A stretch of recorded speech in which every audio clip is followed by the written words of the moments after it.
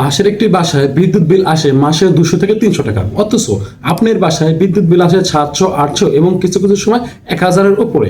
এর মূল কারণ কি জানেন? এর মূল কারণ হচ্ছে আপনার বাসার যে ফ্রিজটা আছে সেই ফ্রিজটা হচ্ছে মূল কারণ। আপনি যখন একটা ফ্রিজ কিনতে যান তখন আপনাকে কম দামে সস্তা একটা ফ্রিজ দিয়ে তারা বলে যে আপনার মাসে অনেক কম টাকা বিল আসবে, আপনি খুশিতে খুশিতে নিয়ে আসেন, কিন্তু দুদিন পরেই অনেক বিদ্যুৎ বিল আসে। এর মূল কারণ কি জানেন? আপনি ফ্রিজ যারা ব্যবহার করছেন এবং যারা কিনবেন তারা অবশ্যই সতর্ক থাকবেন ফ্রিজ ব্যবহারের ক্ষেত্রে। আচ্ছা, ফ্রিজ ব্যবহার করতে গেলে আমাদের যে বিষয়গুলো লক্ষ্য রাখতে হবে, 1 নম্বর, ওই ফ্রিজে ইনভার্টার কম্প্রেসর আছে কিনা। যদি ইনভার্টার কম্প্রেসর যুক্ত ফ্রিজ আপনি ব্যবহার করেন তাহলে আপনার প্রতি মাসে বিদ্যুৎ বিল অনেক কম আসবে।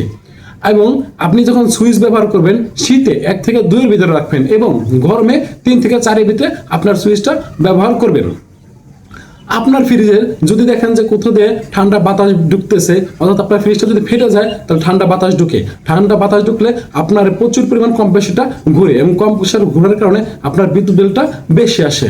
এছাড়াও আপনার ফ্রিজে যদি প্রচুর পরিমাণে বরফ জমে থাকে তাহলে মনে করবেন আপনার ফ্রিজের থার্মিস্টার নষ্ট হয়ে গেছে এবং থার্মিস্টার নষ্ট হওয়ার কারণে আপনার ফ্রিজে প্রচুর পরিমাণে বরফ জমে। এসব কারণে কিন্তু আপনার প্রচুর পরিমাণ বিদ্যুৎ বিল আসে।